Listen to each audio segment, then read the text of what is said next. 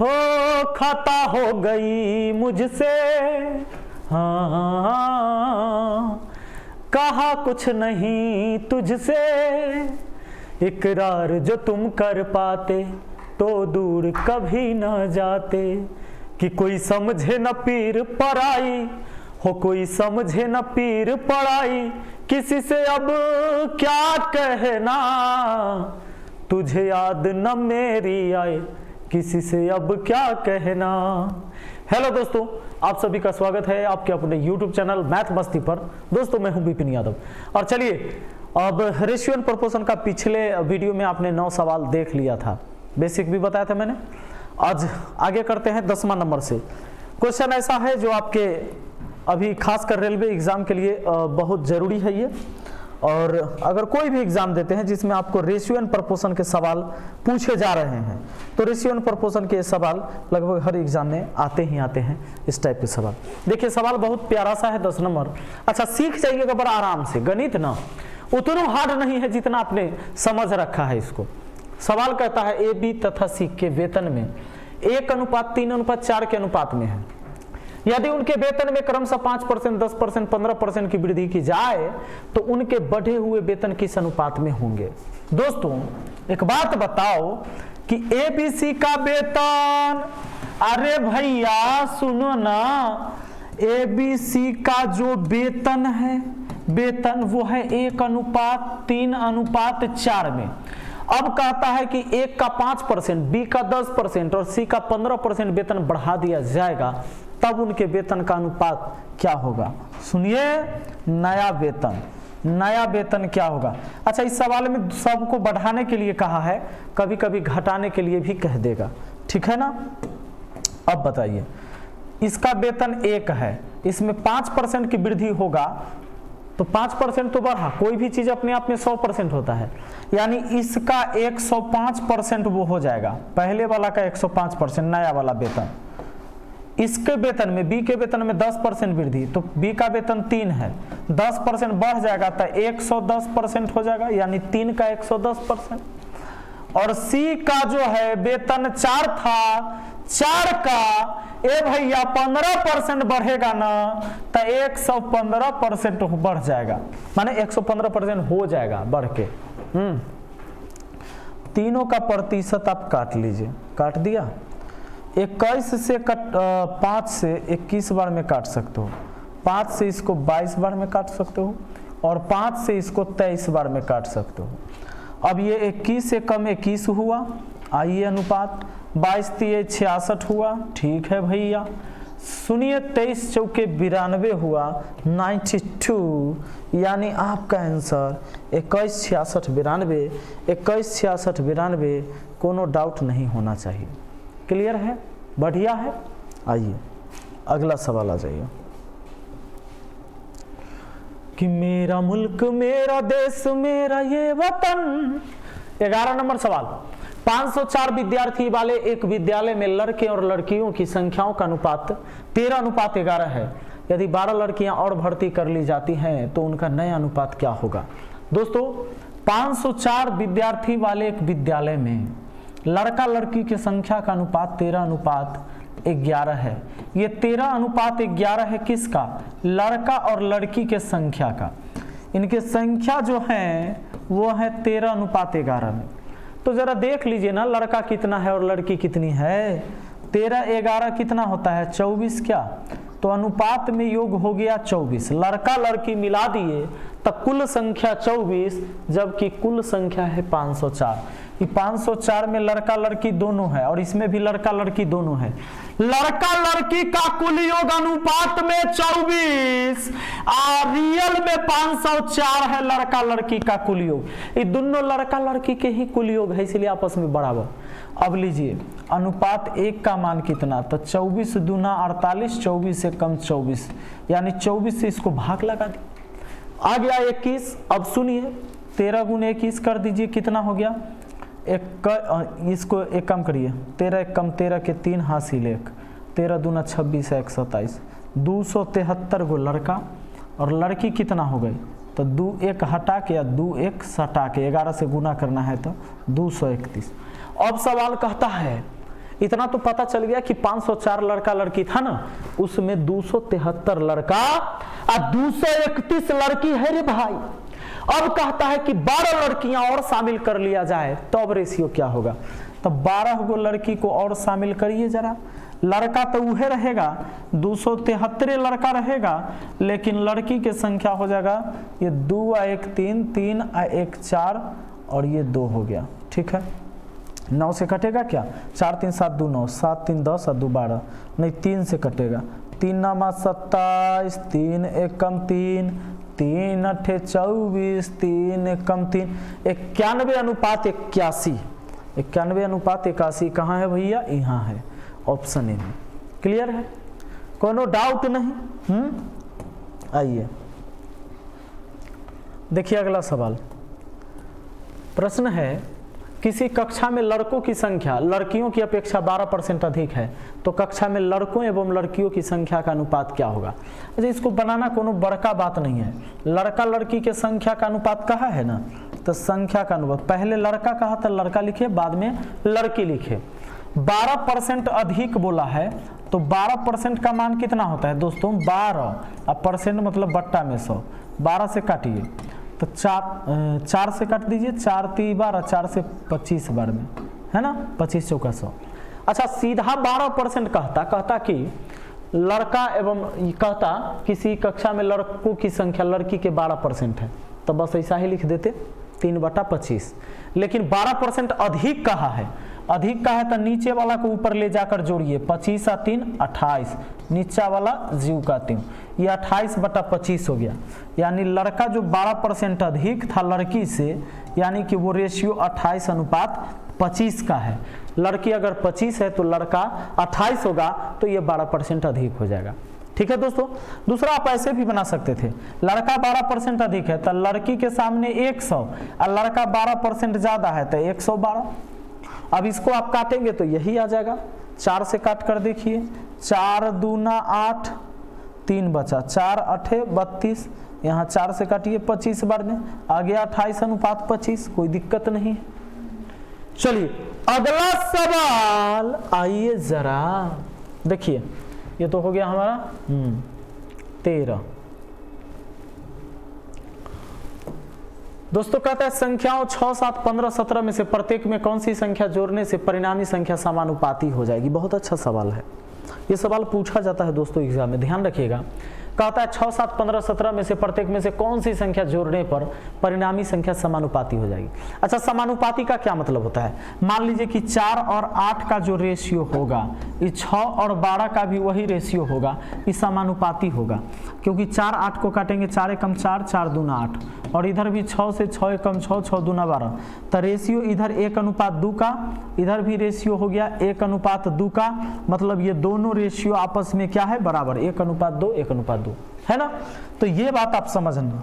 तो यहां पर देखिए, ऐसे सवाल को आपको बाई ऑप्शन चेक करना पड़ेगा। बाई ऑप्शन ध्यान दें, बाई ऑप्शन, तो बाई ऑप्शन चेक करिएगा। ऑप्शन को लीजिएगा, मान लीजिए ऑप्शन ए लेते हैं, हमको तो आंसर पता है, लास्ट में करेंगे, लेकिन हम आपको चेक करके बताते हैं, क्योंकि एग्जाम में आपको थोड़े ना पता रहेगा कि कौन ऑप्शन है, पहला ही पता तो नहीं चलेगा। समानुपाती होने के लिए 2 संख्या का रेशियो इधर निकालिएगा, 2 का उधर निकालिएगा। कहता है कि कितना जोड़िएगा कि समानुपाती हो जाएगा, तो हमने ऑप्शन ए लिया, जो 6 जोड़ देंगे तो हो जाएगा। तो 6 6 12 होगा, 6 7 13 होगा। इनका रेशियो क्या होगा? ये कटने वाला है नहीं, तो इसमें 6 जोड़िएगा तो 15 6 21 होगा, 17 6 23 होगा।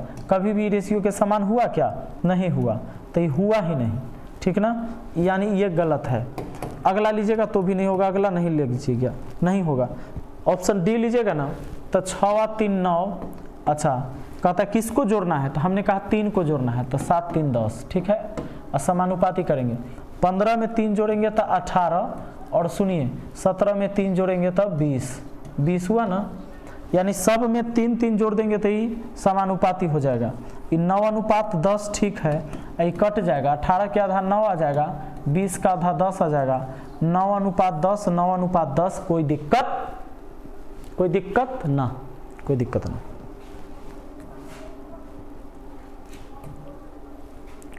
चलो अगला सवाल, कहता है कि जब एक विशेष संख्या 7, 9, 11 तथा 15 में से प्रत्येक में से छपाई जाती है तो परिणामी संख्या समानुपाती हो जाती है। घटाई जाने वाली संख्या क्या है? ये छपाई जाती है, यहाँ रहना चाहिए घटाई जाती है। ठीक, घटाई जाती है, तो घटाई जाती है तो कहता है कि समानुपाती हो जाता है। यह संख्या 7, 9, 11, 13, 15 है ना।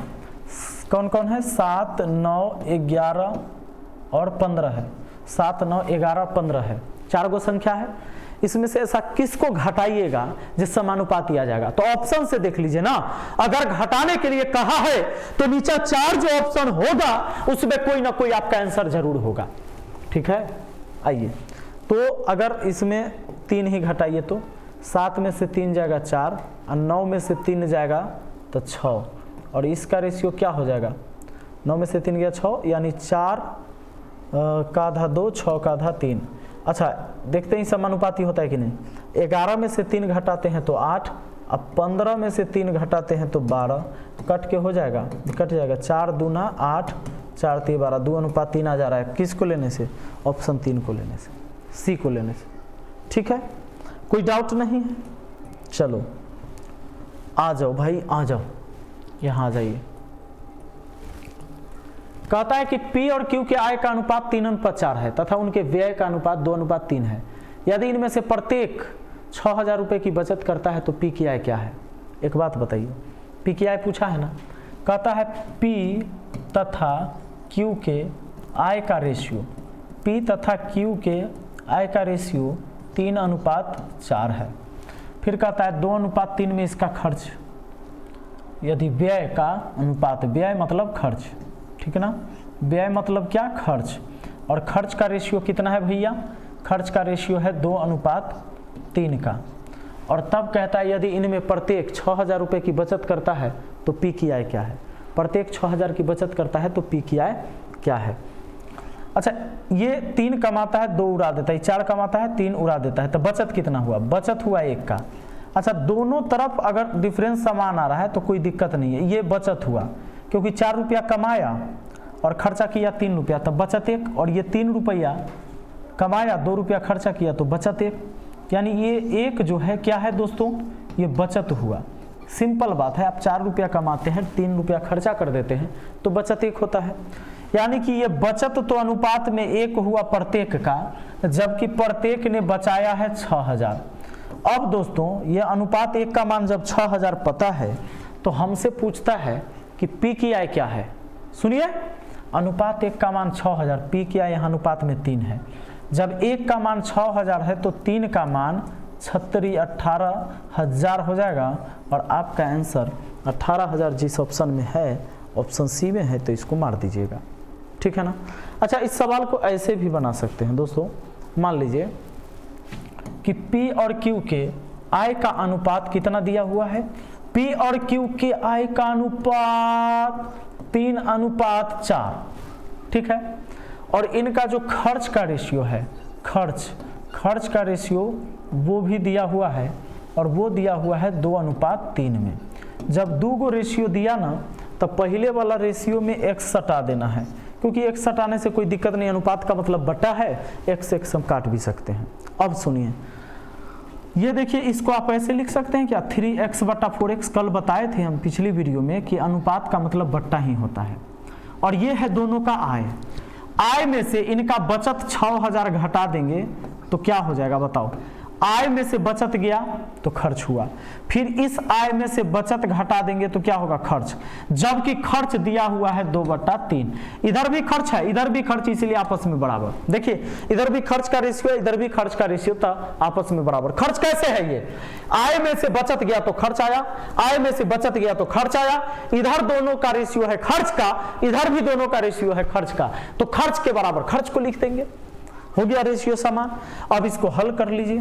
ये देखिए, 3 तिहाई 9x माइनस 3 छके 18,000। उधर आइए, 4 दूना 8x माइनस 6 दूना 12,000।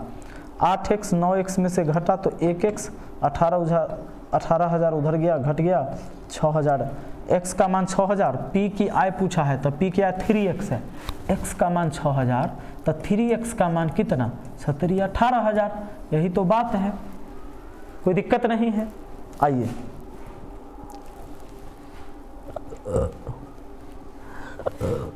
चलिए, ए और बी की आय का अनुपात 2:1 है। वे 5:3 के अनुपात में व्यय करते हैं और 4:1 के अनुपात में बचत करते हैं। यदि ए और बी के दोनों की कुल मासिक बचत 5000 है तो बी की मासिक आय क्या होगी? बड़ा खतरनाक सवाल, सुनिए। ए और बी की आय का अनुपात 2:1 है। ए और बी के आय का अनुपात, ए और बी के आय का अनुपात कितना है भैया? 2:1 है। वे 5:3 के अनुपात में व्यय करते हैं, मतलब यही ए और बी खर्चा भी करता है और उसके बाद कहता है 5:3 के अनुपात में व्यय करते हैं और 4:1 के अनुपात में बचत करते हैं। अच्छा, ए और बी के व्यय मतलब खर्च का रेशियो है दोस्तों कितना? खर्च का रेशियो 5:3 में है। उसके बाद आगे है और 4:1 के अनुपात में बचत करते हैं। ए और बी ही जो है ये बचत भी करता है और उसकी भी रेशियो दिया हुआ है हमें 4:1 में, 4:1 में बचत करता है। यदि ए और बी दोनों की कुल मासिक बचत 5000 है, लीजिए दोनों का कुल मासिक वेतन 5000।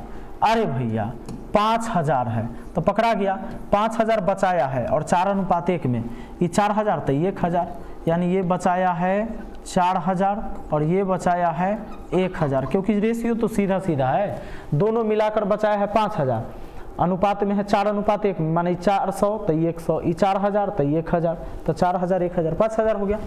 अब कहता है बी की मासिक आय क्या होगी? बी की मासिक आय क्या होगी? आय निकालना है, तो आय निकालना है तो एक काम करिए, पहले वाला में हम x हटाएंगे, ये 2 गो रेशियो बचा। अब आइए इसको हम क्या ऐसे लिख सकते हैं? 2x/1x लिख सकते हैं। आय में से ये बचत घटा दें, आय में से बचत घटा दें, आय में से बचत घटा दें तो क्या निकल जाएगा? खर्च। आय में से बचत गया खर्च, आय में से बचत गया खर्च, और ये खर्च का रेशियो कितना? 5/3 का। 3 से 3 दूना 6x माइनस 3 चौके 12000 बराबर कितना? 5x माइनस कितना? 5000।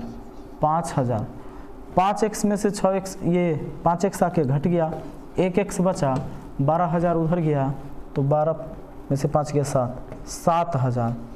x का मान है 7000। अब x का मान 7000, b की मासिक आय पूछा है तो यही होगा, x का मान 7000, यहाँ भी एक x का ही मान निकालना है, 7000 हो जाएगा और वो 7000 है ऑप्शन ए में। कोई दिक्कत नहीं है। आइए जरा देखते हैं अगला सवाल। देखिए कहता है 2 भाइयों की वार्षिक आय 8:5 के अनुपात में है और वे 5:3 के अनुपात में व्यय करते हैं। यदि उनकी बचत 2400 रुपये है तथा 200 रुपये वार्षिक हो तो उनकी आय कितनी है? ये 2400 नहीं होना चाहिए, इसका भी होना चाहिए, कितना जानते हैं दोस्तों? ये 2400 है तो ये 2000 तब सही है। हाँ मिस्टेक है टाइपिंग में। अब आ जाइए, सही है। कहता है कि 2 भाई के वार्षिक आय 8:5 के अनुपात में है, मतलब 2 भाई है, पहला भाई दूसरा भाई, और ये 8:5 के अनुपात में आय करते हैं, कमाते हैं 8:5 में। वे 5:3 के अनुपात में खर्च करते हैं, 5:3 के अनुपात में खर्च भी करते हैं। अच्छा, इनका खर्च का भी रेशियो दिया हुआ है, खर्च का रेशियो 5:3 में, पहला भाई और ये दूसरा भाई। यदि उनकी बचत 2400 तथा 2000 रुपये है वार्षिक तो उनकी आय कितनी होगी? चलिए पहला वाला में तो x हटा दीजिए और यहाँ पर ऐसा लिख सकते हैं, बट्टा में करके बिल्कुल लिख सकते हैं, और आय में से इसका बचत घटा दीजिए 2400। आय में से बचत गया तो खर्च आया, आय में से दूसरे का बचत घटा देंगे तो खर्च होगा, जबकि खर्च का रेशियो कितना है? 5/3। क्रॉस गुना 8 3 24 x माइनस 24 तिहाई 7200, ठीक है। 24 तिहाई कितना हो गया? 7200 बराबर कितना? 25x, ठीक है। और ये कितना हो जाएगा माइनस में? 5 दूना 10,000, ठीक है, 10,000। अब 25x आके इसमें से घट गया, 1x हुआ, 7200 गया तो 2800 बचा। चलिए x का मान 2800। सवाल क्या कहता है, कहता है तो उनकी आय कितनी है, अलग अलग आय बताना है। ये 8 से इसमें गुना कर दीजिए, 00 80 80 64 के 4 हासिल 6, 8 दूना 16 6 22, 22,400 पहला का हो गया। और दूसरा का गुना करने के लिए x का मान इतना है, 2800 से 5x में गुना करिए, 00 हो गया, 8 25 40 के 0 हासिल 4, और 5 दूना 10 और 4 14, ये 14,000 और 22,400, 22,400 और 14,000, यही हो गया आपका ऑप्शन ए आंसर। ठीक है, तो चलिए आज के लिए हम यहीं तक रहने देते हैं और मिलते हैं फिर हम आपसे अगली वीडियो में। ये वीडियो अच्छा लगा है तो ज़रूर बताइएगा कमेंट करके नीचे। ठीक है, thank you, best of luck.